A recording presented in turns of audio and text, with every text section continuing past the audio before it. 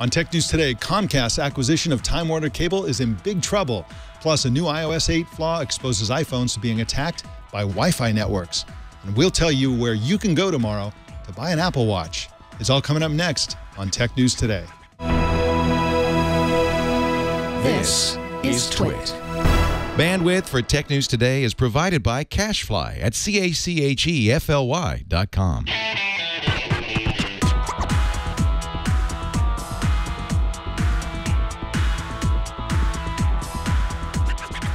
This is Tech News Today for Thursday, April 23rd, 2015. This episode is brought to you by Gazelle, the fast and simple way to sell your used gadgets. Find out what your used iPhone, iPad, and other Apple products are worth at Gazelle.com. And by Littlebits, the easy way to build electronics with modular building blocks. Go to littlebits.com/TNT and you'll get $20 off your first kit, plus free shipping in the U.S. Tech News Today is the show where we talk about the tech news with the journalists who report it. Welcome to the show. My name is Mike Elgan, and today our co-anchor is Daily Dot journalist Selena Larson. Welcome to you, Selena. Thank you so much for having me, Mike. Happy to be here. I'm so glad you're here. We don't have you on the show quite enough. We've had you on as guest before. I'm not sure. I don't think you've co-anchored before, have you?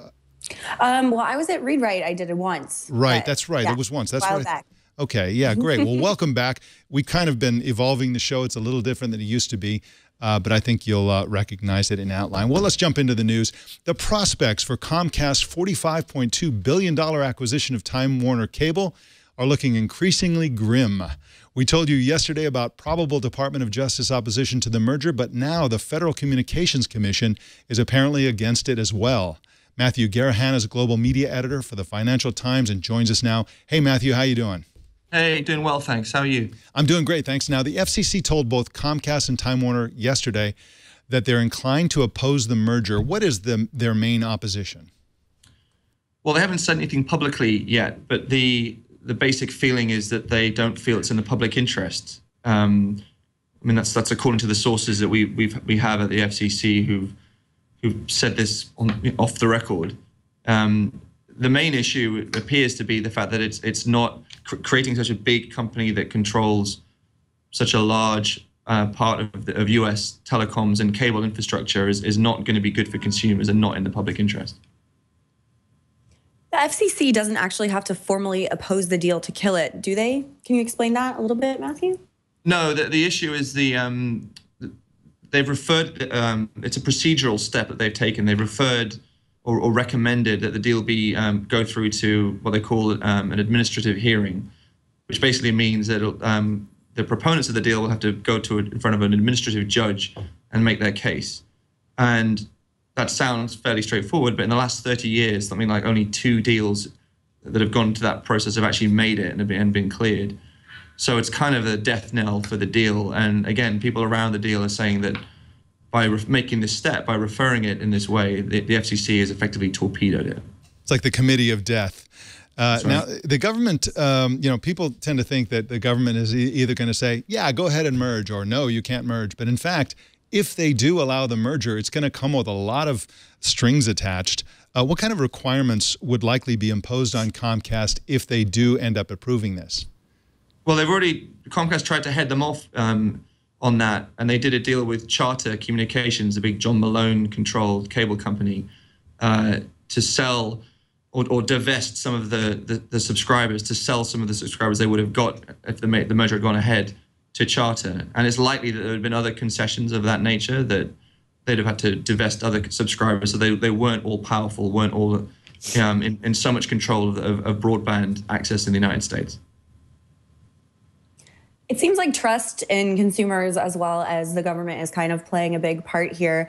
Do the FCC and DOJ trust Comcast to honor any requirements or agreements that might be imposed as a condition for approval? I think that's unclear. I think that that if they lay down the concessions, there'd be an expectation that they'd follow through. I mean, there are some critics of Comcast's deal to buy NBC Universal who said Comcast didn't follow through on all of its promises and all of the concessions it said it would make. There might have been a bit of a legacy of that hanging over this particular deal. But I think the key thing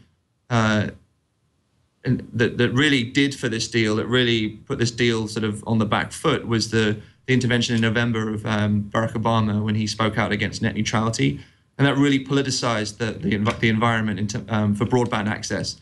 And I think there was a maybe a subconscious suggestion that the FCC should take broadband access and broadband market power into greater consideration than it did. And I think that's pretty much what they've done. Now, Matthew, I asked this question of an interview guest we had yesterday, and I want to get your take on it because yesterday we didn't have this information about the FCC. Given what we've learned in the last 24 hours, what chance would you say Comcast has of getting an approval on this thing? I think it's dead. I mean, we're writing this afternoon that it's all but dead, barring a kind of miracle. Again, the word from our sources is that they're not going to fight this and that they're going to let it go. I think there are still some discussions going on between Comcast and the FCC officials, but this procedural step, and it sounds pretty technical and quite boring, but it's big enough, I think, to throw the whole thing off course. And I think Comcast will go elsewhere. I mean, they have this war chest, $45 billion, which they can look to buy something else. They could double down on content. They bought NBC Universal a few years ago. They might turn their attention away from Time Warner Cable to Time Warner, make a bigger bet on content. They might go overseas to Europe. Comcast is still a pretty US-centric company. Or, they might buy Netflix, for example. That's one of the companies speculated by analysts today that might be on their radar. So I think this is going to trigger a real change in approach for Comcast away from doubling down on cable infrastructure and possibly looking at completely different acquisitions altogether. Well, sounds like one way or the other, something's going to change here. And it is good news, in my opinion, that this is likely to be killed and will probably not go through. Matthew Garrahan, thank you so much for giving me that good news. You can find Matthew Garrahan at ft.com, and you can also follow him on Twitter at Matt Garrahan. That's Garrahan. Thank you so much again for joining us, Matthew. Nice to be here. Thanks a lot. All right. Let us know what you think about this news by sending email to tnt@twit.tv. We want to hear your opinion about the Comcast merger, or what sounds increasingly like a non-merger. Well, we want to give you a whole bunch more news in just a second. But before we do that, I want to tell you about Gazelle. Gazelle is the greatest place in the universe to sell or buy a pre-owned device. If you've got, an Android device or an Apple device or an Apple laptop or even an iPod lying around somewhere, and by the way, there are rumors that there's going to be a new iPod Touch coming out pretty soon, but if you've got an old iPod and you want to sell it, Gazelle is the place to do it. But here's the thing. You want to do it as soon as possible because the prices that they will pay you, the amount they'll pay you for your older devices is going down all the time. And there's a good reason for that. Devices get older, their batteries get weaker, and they become less desirable for other people to buy. So you want to sell your pre-owned devices as soon as you possibly can to Gazelle. It's super, super easy. All you do is you go to gazelle.com. And you start by saying, okay, this is an iPhone or this is an Android phone, and then you go and you indicate what your device is. Once you've indicated the device, you say, okay, this is in great condition, this is an okay condition, this is whatever the condition is. And then they give you a price. I think you're going to be amazed by how much they're going to pay you for your old phone or tablet. And then they send you a box, you put it in the box, and you send it off, and you get paid right away. It's super easy.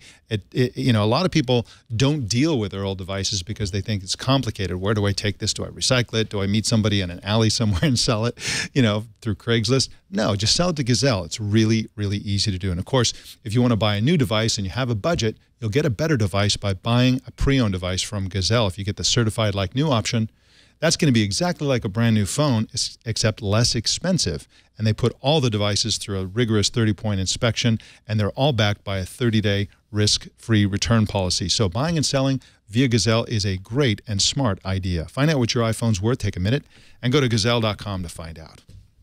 Well, SkyCure hackers have discovered a Wi-Fi flaw in iOS 8. The bug enables a maliciously configured Wi-Fi hotspot, those are the worst kind, to launch a DDoS attack called a no iOS zone, which makes the iPhone unusable. Daniel Howley is a tech reporter for Yahoo Tech and joins us now to explain all this. Welcome to you, Daniel. Thank you very much for having me. Now, what actually happens to an iPhone when this attack happens? What makes it unusable exactly? So basically what they can do is they can send an SSL certificate, and it basically just tricks the phone into either crashing an app and eventually crash the entire phone. So it can work on either your iPhone or iPad, obviously. Originally, they were just crashing apps, like I said. But after a while, in their report, they said that they discovered that they could crash the entire system, and they can just put you into a continuous restart loop. So when you're in the Wi-Fi area, the hotspot range, you'll just continuously see your phone restart, restart, restart.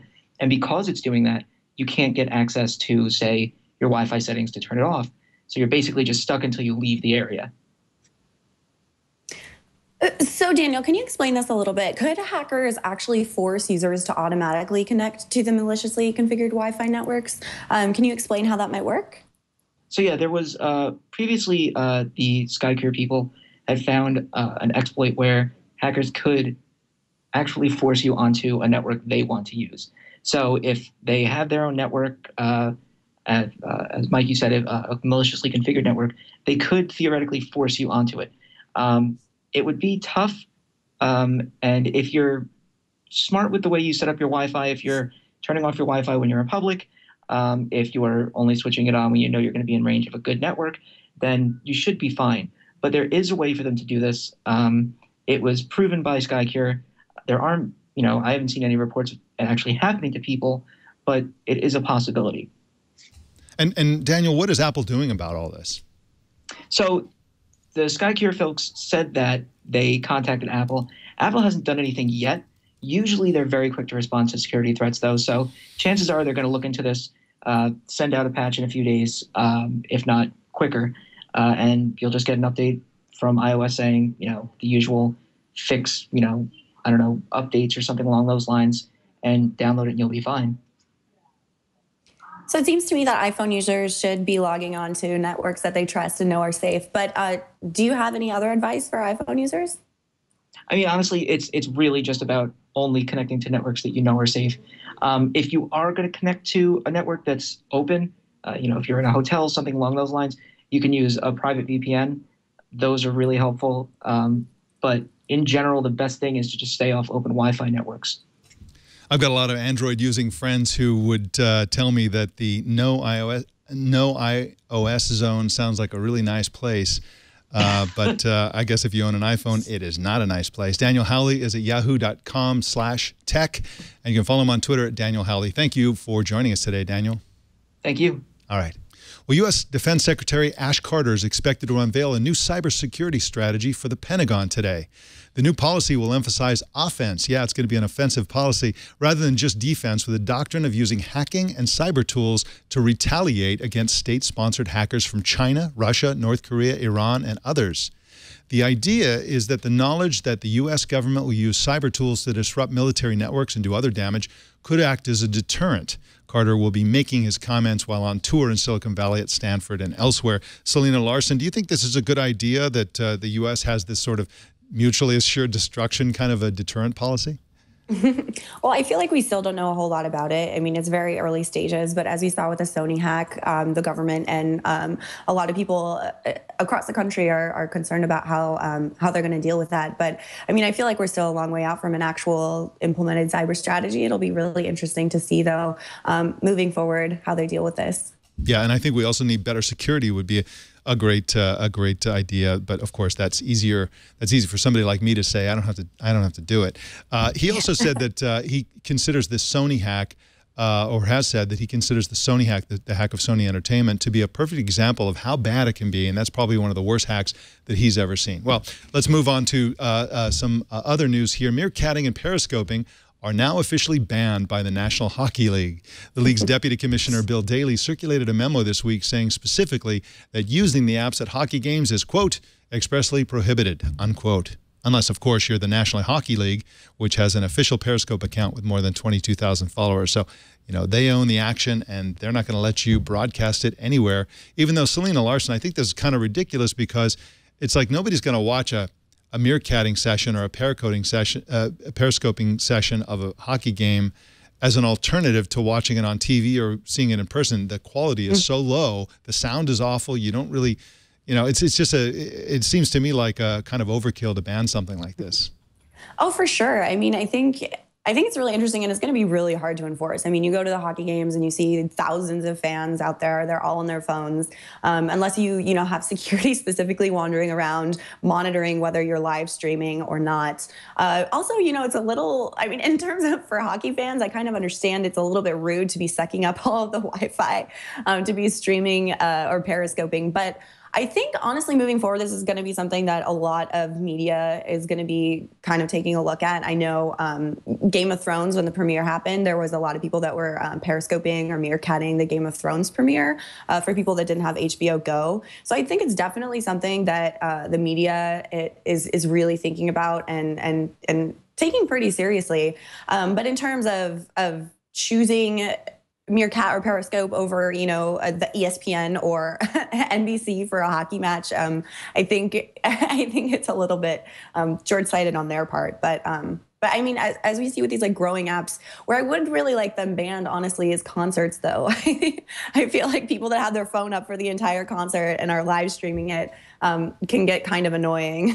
Louis C.K. has a great routine about parents who video or photograph, but I'm sure he would include periscoping, meerkatting their kids when they're doing like a school play or something. And he's saying that, they're watching their phones during the play and then they post it and then nobody watches it on Facebook and literally nobody is seeing these plays. And so, yeah, just enjoy yourself and leave the meerkatting to Jeff Needles here at Twit. Well, the Apple Watch ships tomorrow, but news reports have been saying that it won't be in stock in the stores for weeks or months. Those have been based on comments made by Angela Arentz, who's the retail chief for Apple. But now the New York Times says that while Apple stores won't have the watch in stock, some luxury outlets will. So if you want to buy an Apple Watch tomorrow, visit Dover Street Market in London or Tokyo, Maxfield in Los Angeles, Colette in Paris, The Corner in Berlin, and 10 Corso Como in Milan. According to this report, Selena Larson, this seems like it's going to be a madhouse at these luxury, these are posh, high-end retailing establishments, and they're going to have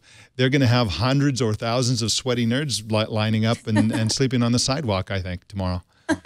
Yeah, I'm not sure if they're necessarily prepared for that, but I do think it's really interesting. And I mean, it points to Apple's sort of idea or mission to really brand the Apple Watch as a piece of fashion, as opposed to a piece of technology. I mean, it's been on the cover of fashion magazines, it's been on the cover of Shape. Like, you see it really being marketed as not so much a piece of technology or a device, but for these high-end retailers. I mean, you've seen a bunch of celebrities like Beyonce, Drake, they're wearing these super high-end gold Apple Watches. And so they're really trying to position it as this fashion accessory. So I'm not sure how many people will be sleeping on the sidewalks outside of these luxury stores.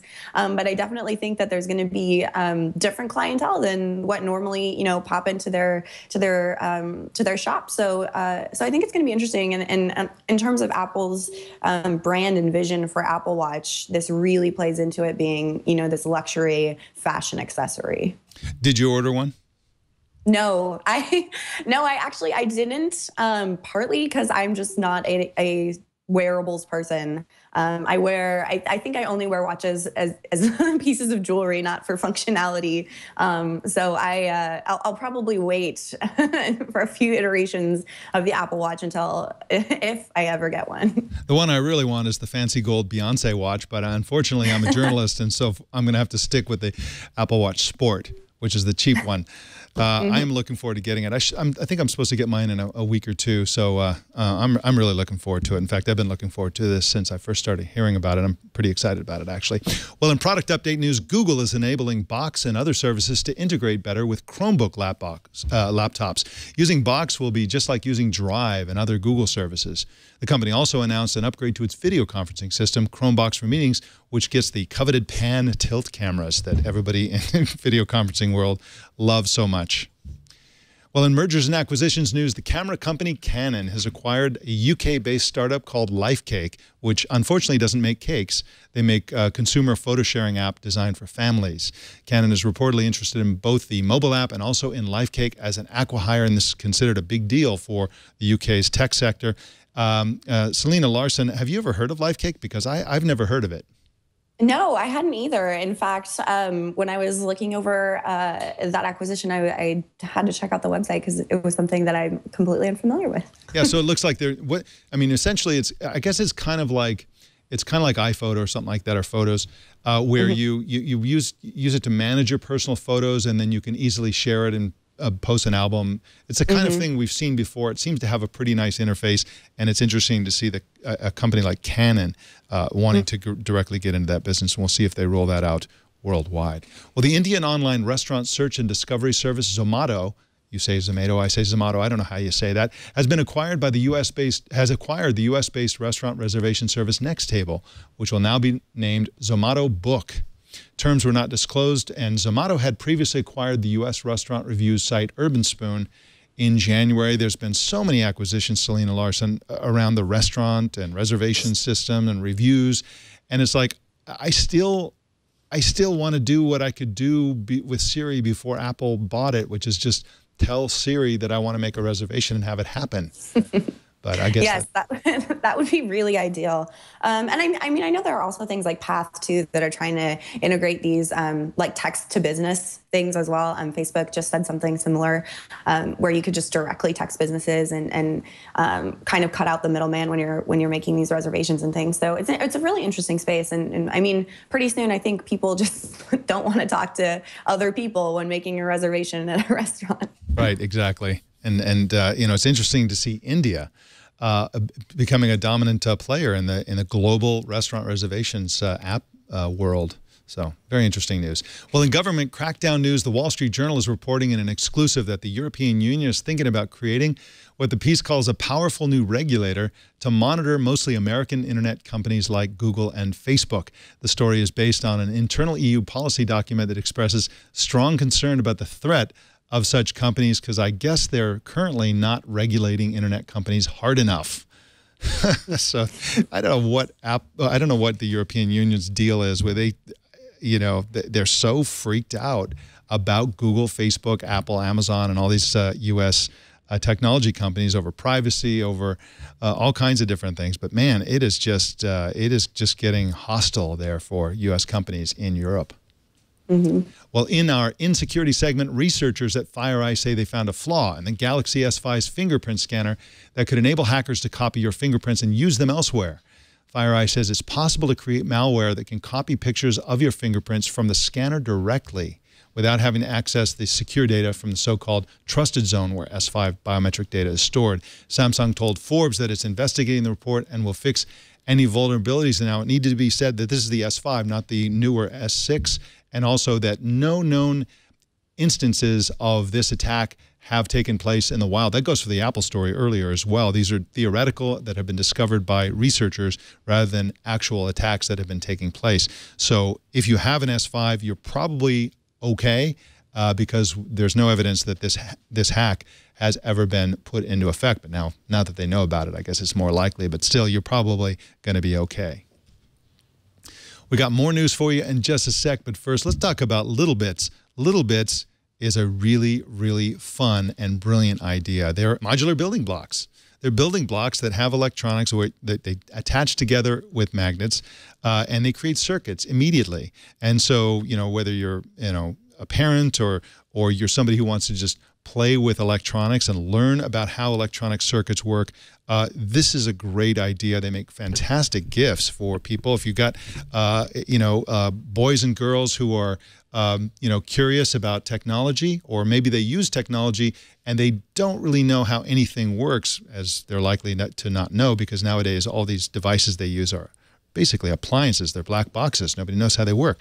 But with Little Bits, they can learn how these things work. They have base and deluxe kits, which are a great way to get started. They have a space kit that's been developed with NASA, an Arduino coding kit that includes software programming, a great way to learn how to program. It's much more fun. If you're building actual things, physical things, it's more fun to do the programming for those things. They even have a synth kit that has modular analog synthesizers, and novices and experts and musicians can create all kinds of different sound generating devices using Little Bits. Really, really fun stuff. You got to check this out. Little Bits is offering new customers $20 off their first kit plus free shipping in the U.S. You got to try this. Go to littlebits.com/TNT. That's littlebits.com/TNT. And we thank Little Bits for supporting Tech News Today. Well, in our Human Resources Department, longtime Apple Public Relations executive Natalie Karras is leaving the company after being passed over for the Apple Vice President of Communications job. Karras reportedly wanted to replace Apple PR chief Katie Cotton, who retired last year, but Apple promoted corporate PR head Steve Dowling instead, so off she goes.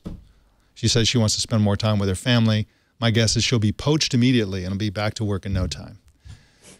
Well, in research and development news, a newly published patent application reveals Apple technology for taking haptic feedback to the next level. This is pretty amazing stuff, folks. This patent describes the use of sophisticated haptics combined with changes in temperature to simulate the texture of wood and metal on a glass touchscreen or laptop touchpad.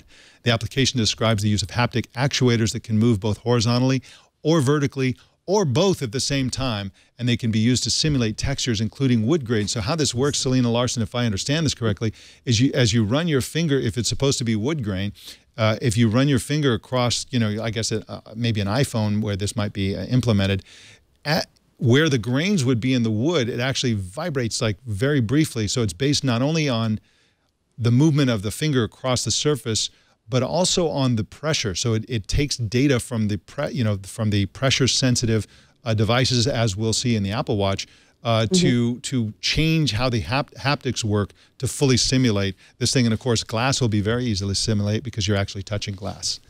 Yeah, I think it's pretty interesting. I mean, Apple files tons of patents for this crazy, cool, futuristic technology that we're always, always discovering. But what's cool about this haptic thing is it's really plays into virtual reality, right? I mean, right now we can strap goggles on our faces and be transported into a whole different world. And haptic feedback is kind of the next step of that. So you'll be able to not only see a different world, but you'll be able to feel it too. So I think in terms of the use cases for virtual reality, this is pretty exciting that they're already looking into this and to find ways we can touch wood or touch, touch water or these different textures. And it's kind of exciting to enhance the virtual reality experience. I agree. And I got really excited about haptics years ago. I think it was 3, 4, 5 years ago when I got to experience a demo by a major haptics company in Silicon Valley. What they did was they created this pinball game on a tablet. I think it might have even been a modified iPad, but it was some sort of tablet. And you could feel the steel ball rolling around in the game and hitting the flippers and the shake of it. I mean, I'm old enough to remember actually playing pinball games, and it felt exactly the same. It was, and I thought, wow, this is going to happen imminently. This is going to be in every tablet in like a year. And it didn't happen. It's taking the industry forever. And I think it's really interesting that Apple is getting really hardcore with haptics, starting with its smartwatch.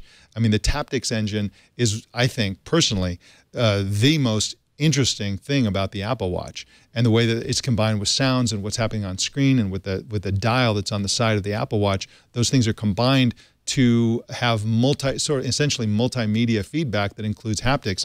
And so, I do think that haptics are going to play a big part in virtual reality, as you said, in augmented reality, and just every day using phones and tablets and computers, simply because you can really create some illusions with it that that are really surprising. Your brain kind of quickly rewires itself to accept the illusion. And I just think it's really cool. And I hope that they put this actually into products instead of just filing the patent and forgetting about it forever. Well, in big numbers news, we have a big number for you today, 4 billion. That's a big number because that's how many video views happen each day on Facebook, according to the company. As recently as September, the number was just 1 billion per day. And of course, that difference is the fact that Facebook, all they have to do is tweak their algorithm to change user behavior on Facebook. So they've been really emphasizing videos lately. And 75% of mobile views of these videos happen on mobile devices, which is, again, by design, I think, for Facebook. Yeah, it's really interesting. And I find it pretty interesting. Facebook is really pushing video. So when I go into my news feed, I see the first 4, probably 5 posts of my news feed are all video posts. And I think it's because I watched maybe one video of my friend's baby, and now Facebook thinks that I want to see all of these videos. So they're really pushing it hard. And I think that it's pretty interesting. And now we're seeing a lot of media companies, a lot of news outlets, instead of creating videos just for one platform, they'll put it on YouTube and they'll put it directly up on Facebook because it's easier to share. You can view it right in your feed and your timeline. Like you were saying, it's very easy on mobile. It's very fast on mobile. So I think Facebook is really doubling down on video. I mean, personally, I'd like to see fewer in my newsfeed, but I guess that's what I get for clicking on a video once. The other thing that I think is really interesting that came out of Facebook yesterday is there's 1.44 billion monthly active users, and I think it has officially surpassed the population of China. I think that was a statistic that I saw yesterday from CNBC. So a lot of Facebook's very big and getting bigger. It's really interesting. But instead of a one-party communist party ruled like China, it's actually a dictatorship ruled by Mark Zuckerberg. And it also has to be said that this 4 billion number is, let's face it, it's kind of a bunch of baloney, because as we all know, we have auto-playing videos. So if you're scrolling through your feed and something starts playing, well, they're going to count that, even if you never had any intention of watching that video. And it also has to be said that we're not talking about 4 billion videos. We're talking about, you know, probably half of those, 2 billion of those are probably a dozen videos that multiple people are watching. So it's not the number of videos, it's the number of what they call views. So, you know, has to be taken with a grain of salt, but still, lots of people watching videos on Facebook. That's for sure. Well, in news you can lose, the big news this week, of course, is that the Apple Watch ships tomorrow. And if you're feeling anxiety about it all, Gizmodo wants to help. They put together a soothing video that plays every adjective Apple design chief Johnny Ive has ever used to describe the Apple Watch, and they put his voice in slow motion. So take a deep breath, close your eyes, and enjoy. Accessible, relevant,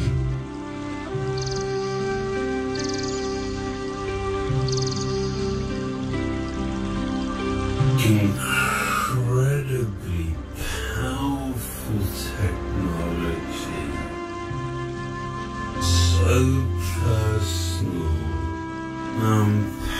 Jason, wake me up when it's done, would you? Fluid and vital, fundamentally important. All right. I think we get the idea. Nice work, Gizmodo. Oh boy. All right. Well, back to the news. We got a nice email from a TNT fan named Ken Hill, who said the following. He said, Mike, when you said nobody is using Wi-Fi, the Wi-Fi handoff, I was screaming at my TV saying Republic Wireless. Of course, he's talking about the news report we did yesterday about Google Fi, which does a Wi-Fi handoff between mobile broadband and Wi-Fi without dropping the call.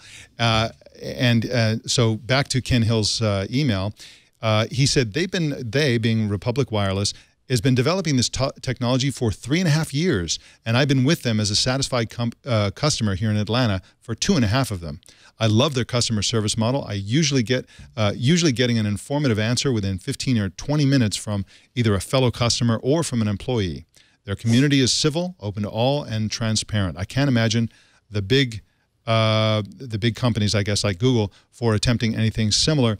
And it's a great point. And if you want to read a great piece about Republic Wireless, it hit today. It's by Joshua Brustein on Bloomberg Business, and it talks about how Republic Wireless has been doing this for a long time. In my own defense, what I was talking about is the combination of the Wi-Fi mobile broadband handoff and the handoff between two carriers, which itself, I believe, and Ken, you'll correct me if I'm wrong about this, is unprecedented in the industry to actually combine two carriers like that. Well, our TNT fan of the day is Joan Jones. I love that name, Joan Jones, who sent us an email. She said yesterday that she watched Tech News Today while making homemade pasta, and that later on she made ravioli while watching Tech News Tonight. That looks amazing, pasta. Yeah, that looks amazing too, the show. Fantastic. How do you watch or listen to TNT? Just record a video or take a picture of yourself or your setup and post it on Google+, Twitter, or Facebook. And use the hashtag HowIWatchTNT so we can find it. Selena, Larson, thank you so much for co-anchoring today. What are you working on these days, and where can people follow your writing?